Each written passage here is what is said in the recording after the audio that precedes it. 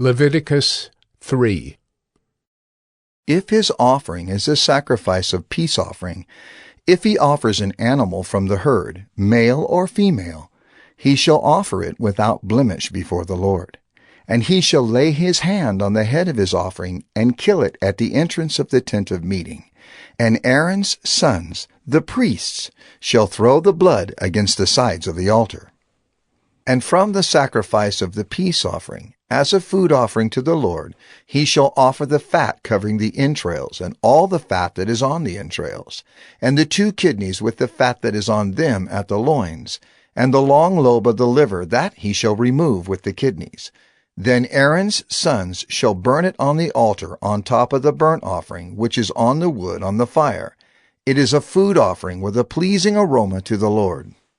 If his offering for a sacrifice of peace offering to the Lord is an animal from the flock, male or female, he shall offer it without blemish. If he offers a lamb for his offering, then he shall offer it before the Lord. Lay his hand on the head of his offering, and kill it in front of the tent of meeting, and Aaron's sons shall throw its blood against the sides of the altar. Then from the sacrifice of the peace offering he shall offer as a food offering to the Lord its fat. He shall remove the whole fat tail, cut off close to the backbone, and the fat that covers the entrails, and all the fat that is on the entrails, and the 2 kidneys with the fat that is on them at the loins, and the long lobe of the liver that he shall remove with the kidneys, and the priest shall burn it on the altar as a food offering to the Lord. If his offering is a goat, then he shall offer it before the Lord, and lay his hand on its head and kill it in front of the tent of meeting. And the sons of Aaron shall throw its blood against the sides of the altar. Then he shall offer from it, as his offering for a food offering to the Lord, the fat covering the entrails, and all the fat that is on the entrails, and the 2 kidneys with the fat that is on them at the loins, and the long lobe of the liver that he shall remove with the kidneys. And the priest shall burn them on the altar as a food offering with a pleasing aroma. All fat is the Lord's. It shall be a statute forever throughout your generations, in all your dwelling places, that you eat neither fat nor blood. Leviticus 4. And the Lord spoke to Moses, saying, Speak to the people of Israel, saying, If anyone sins unintentionally in any of the Lord's commandments about things not to be done, and does any one of them, if it is the anointed priest who sins, thus bringing guilt on the people, then he shall offer for the sin that he has committed a bull from the herd, without blemish, to the Lord for a sin offering. He shall bring the bull to the entrance of the tent of meeting before the Lord, and lay his hand on the head of the bull, and kill the bull before the Lord. And the anointed priest shall take some of the blood of the bull, and bring it into the tent of meeting. And the priest shall dip his finger in the blood, and sprinkle part of the blood 7 times before the Lord, in front of the veil of the sanctuary. And the priest shall put some of the blood on the horns of the altar of fragrant incense before the Lord, that is in the tent of meeting. And all the rest of the blood of the bull he shall pour out at the base of the altar of burnt offering, that is at the entrance of the tent of meeting. And all the fat of the bull of this sin offering he shall remove from it, the fat that covers the entrails, and all the fat that is on the entrails, and the 2 kidneys with the fat that is on them at the loins, and the long lobe of the liver that he shall remove with the kidneys, just as these are taken from the ox of the sacrifice of the peace offerings. And the priest shall burn them on the altar of burnt offering. But the skin of the bull, and all its flesh with its head, its legs, its entrails, and its dung, all the rest of the bull he shall carry outside the camp to a clean place, to the ash heap, and shall burn it up on a fire of wood. On the ash heap it shall be burned up. If the whole congregation of Israel sins unintentionally, and the thing is hidden from the eyes of the assembly, and they do any one of the things that by the Lord's commandments ought not to be done, and they realize their guilt, When the sin which they have committed becomes known, the assembly shall offer a bull from the herd for a sin offering, and bring it in front of the tent of meeting, and the elders of the congregation shall lay their hands on the head of the bull before the Lord, and the bull shall be killed before the Lord. Then the anointed priest shall bring some of the blood of the bull into the tent of meeting, and the priest shall dip his finger in the blood and sprinkle it 7 times before the Lord in front of the veil. And he shall put some of the blood on the horns of the altar that is in the tent of meeting before the Lord. And the rest of the blood he shall pour out at the base of the altar of burnt offering, that is at the entrance of the tent of meeting. And all its fat he shall take from it and burn on the altar. Thus shall he do with the bull, as he did with the bull of the sin offering, so shall he do with this. And the priest shall make atonement for them, and they shall be forgiven. And he shall carry the bull outside the camp and burn it up as he burned the first bull. It is the sin offering for the assembly. When a leader sins, doing unintentionally any one of all the things that by the commandments of the Lord his God ought not to be done, and realizes his guilt, or the sin which he has committed is made known to him, he shall bring as his offering a goat, a male without blemish, and shall lay his hand on the head of the goat and kill it in the place where they kill the burnt offering before the Lord. It is a sin offering. Then the priest shall take some of the blood of the sin offering with his finger, and put it on the horns of the altar of burnt offering, and pour out the rest of its blood at the base of the altar of burnt offering. And all its fat he shall burn on the altar, like the fat of the sacrifice of peace offerings. So the priest shall make atonement for him for his sin, and he shall be forgiven. If any one of the common people sins unintentionally in doing any one of the things that by the Lord's commandments ought not to be done, and realizes his guilt, or the sin which he has committed is made known to him, he shall bring for his offering a goat, a female, without blemish for his sin which he has committed. And he shall lay his hand on the head of the sin offering, and kill the sin offering in the place of burnt offering. And the priest shall take some of its blood with his finger, and put it on the horns of the altar of burnt offering, and pour out all the rest of its blood at the base of the altar.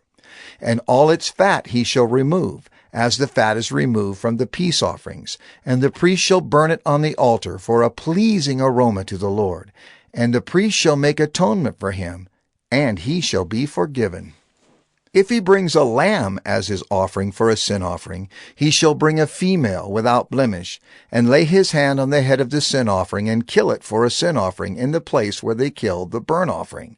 Then the priest shall take some of the blood of the sin offering with his finger, and put it on the horns of the altar of burnt offering, and pour out all the rest of its blood at the base of the altar.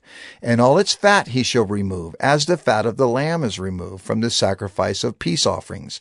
And the priest shall burn it on the altar, on top of the Lord's food offerings. And the priest shall make atonement for him for the sin which he has committed, and he shall be forgiven. Psalm 38. A Psalm of David, for the memorial offering. O Lord, rebuke me not in your anger, nor discipline me in your wrath. For your arrows have sunk into me, and your hand has come down on me. There is no soundness in my flesh because of your indignation. There is no health in my bones because of my sin. For my iniquities have gone over my head. Like a heavy burden, they are too heavy for me. My wounds stink and fester because of my foolishness. I am utterly bowed down and prostrate. All the day I go about mourning. For my sides are filled with burning, and there is no soundness in my flesh. I am feeble and crushed. I groan because of the tumult of my heart. O Lord, all my longing is before you. My sighing is not hidden from you. My heart throbs, my strength fails me, and the light of my eyes, it also has gone from me. My friends and companions stand aloof from my plague, and my nearest kin stand far off. Those who seek my life lay their snares. Those who seek my hurt speak of ruin and meditate treachery all day long. But I am like a deaf man. I do not hear, like a mute man who does not open his mouth. I have become like a man who does not hear, and in whose mouth are no rebukes. But for you, O Lord, do I wait. It is you, O Lord my God, who will answer. For I said, only let them not rejoice over me, who boast against me when my foot slips. For I am ready to fall, and my pain is ever before me. I confess my iniquity. I am sorry for my sin. But my foes are vigorous, they are mighty, and many are those who hate me wrongfully. Those who render me evil for good accuse me because I follow after good. Do not forsake me, O Lord. O my God, be not far from me. Make haste to help me, O Lord, my salvation.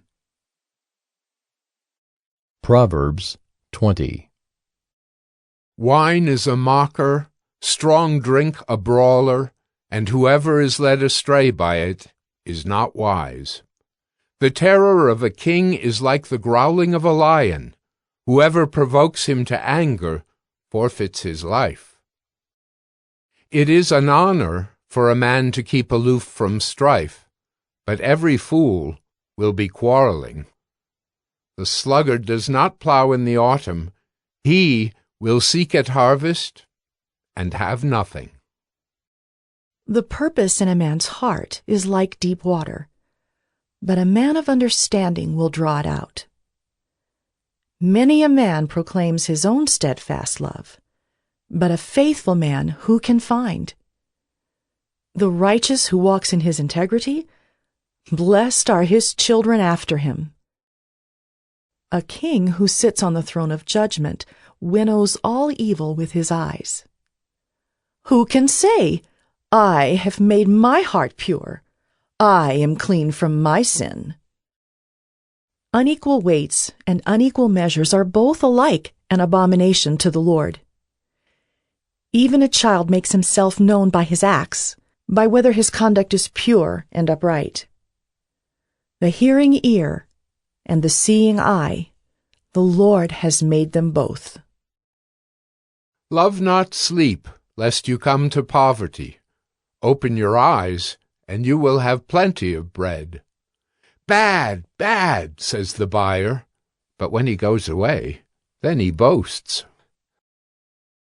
There is gold in abundance of costly stones, but the lips of knowledge are a precious jewel. Take a man's garment when he has put up security for a stranger, and hold it in pledge when he puts up security for foreigners. Bread gained by deceit is sweet to a man, but afterward his mouth will be full of gravel. Plans are established by counsel. By wise guidance wage war. Whoever goes about slandering reveals secrets. Therefore, do not associate with the simple babbler. If one curses his father or his mother, his lamp will be put out in utter darkness. An inheritance gained hastily in the beginning will not be blessed in the end. Do not say, I will repay evil. Wait for the Lord, and he will deliver you. Unequal weights are an abomination to the Lord, and false scales are not good. A man's steps are from the Lord. How then can man understand his way? It is a snare to say rashly, It is holy, and to reflect only after making vows. A wise king winnows the wicked and drives the wheel over them. The spirit of man is the lamp of the Lord, searching all his innermost parts. Steadfast love and faithfulness preserve the king, and by steadfast love his throne is upheld. The glory of young men is their strength, but the splendor of old men is their gray hair. Blows that wound cleanse away evil. Strokes make clean the innermost parts. Mark 15.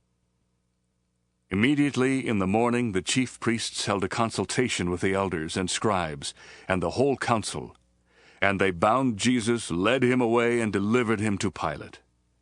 Then Pilate asked him, Are you the king of the Jews? And he answered and said to him, It is as you say. And the chief priests accused him of many things, but he answered nothing. Then Pilate asked him again, saying, Do you answer nothing? See how many things they testify against you. But Jesus still answered nothing, so that Pilate marveled. Now at the feast he was accustomed to releasing one prisoner to them, whomever they requested. And there was one named Barabbas, who was chained with his fellow insurrectionists. They had committed murder in the insurrection. Then the multitude, crying aloud, began to ask him to do just as he had always done for them. But Pilate answered them, saying, Do you want me to release to you the king of the Jews? For he knew that the chief priests had handed him over because of envy. But the chief priests stirred up the crowd, so that he should rather release Barabbas to them. And Pilate answered and said to them again, What then do you want me to do with him whom you call the king of the Jews? So they cried out again, Crucify him! Then Pilate said to them, Why? What evil has he done? And they cried out more exceedingly, Crucify him! So Pilate, wanting to gratify the crowd, released Barabbas to them, and he delivered Jesus after he had scourged him to be crucified. Then the soldiers led him away into the hall, called Praetorium, and they called together the whole garrison, and they clothed him with purple, and they twisted a crown of thorns, put it on his head, and began to salute him, Hail, King of the Jews! Then they struck him on the head with a reed, and spat on him, and bowing the knee, they worshipped him. And when they had mocked him, they took the purple off him, put his own clothes on him, and led him out to crucify him. Now they compelled a certain man, Simon, a Cyrenian, the father of Alexander and Rufus, as he was coming out of the country and passing by, to bear his cross. And they brought him to the place Golgotha, which is translated, Place of a Skull. Then they gave him wine mingled with myrrh to drink, but he did not take it. And when they crucified him, they divided his garments, casting lots for them to determine what every man should take. Now it was the 3rd hour, and they crucified him. And the inscription of his accusation was written above, The King of the Jews. With him they also crucified 2 robbers, one on his right and the other on his left. So the scripture was fulfilled, which says, And he was numbered with the transgressors. And those who passed by blasphemed him, wagging their heads and saying, Ha! You who destroy the temple and build it in 3 days, save yourself and come down from the cross. Likewise the chief priests also, together with the scribes, mocked and said among themselves, He saved others, himself he cannot save. Let the Christ, the King of Israel, descend now from the cross, that we may see and believe. And those who were crucified with him reviled him. Now when the 6th hour had come, there was darkness over the whole land until the 9th hour. And at the 9th hour Jesus cried out with a loud voice, saying, Eloi, Eloi, lama sabachthani, which is translated, My God, why have you forsaken me? Some of those who stood by when they heard it said, Look, he is calling for Elijah. Then someone ran and filled a sponge full of sour wine, put it on a reed, and offered it to him to drink, saying, Let him alone. Let us see if Elijah will come to take him down. And Jesus cried out with a loud voice, and breathed his last. Then the veil of the temple was torn in 2 from top to bottom. Now when the centurion, who stood opposite him, saw that he cried out like this and breathed his last, he said, Truly this man was the Son of God. There were also women looking on from afar, among whom were Mary Magdalene, Mary the mother of James the Less, and of Joseph, and Salome, who also followed him, and ministered to him when he was in Galilee, and many other women who came up with him to Jerusalem. Now when evening had come, because it was the preparation day, that is, the day before the Sabbath, Joseph of Arimathea, a prominent council member who was himself waiting for the kingdom of God, coming and taking courage, went into Pilate and asked for the body of Jesus. Pilate marveled that he was already dead, and summoning the centurion, he asked him if he had been dead for some time. And when he found out from the centurion, he granted the body to Joseph. Then he brought fine linen, took him down, and wrapped him in the linen. And he laid him in a tomb which had been hewn out of the rock, and rolled a stone against the door of the tomb. And Mary Magdalene, and Mary the mother of Joseph, observed where he was laid. Mark 16. Now when the Sabbath was past, Mary Magdalene, Mary the mother of James, and Salome, bought spices that they might come and anoint him. Very early in the morning, on the first day of the week, they came to the tomb when the sun had risen. And they said among themselves, Who will roll away the stone from the door of the tomb for us? But when they looked up, they saw that the stone had been rolled away, for it was very large. And entering the tomb, they saw a young man, clothed in a long white robe, sitting on the right side, and they were alarmed. But he said to them, Do not be alarmed. You seek Jesus of Nazareth, who was crucified. He is risen. He is not here. See the place where they laid him. But go and tell his disciples, and Peter, that he is going before you into Galilee. There you will see him, as he said to you.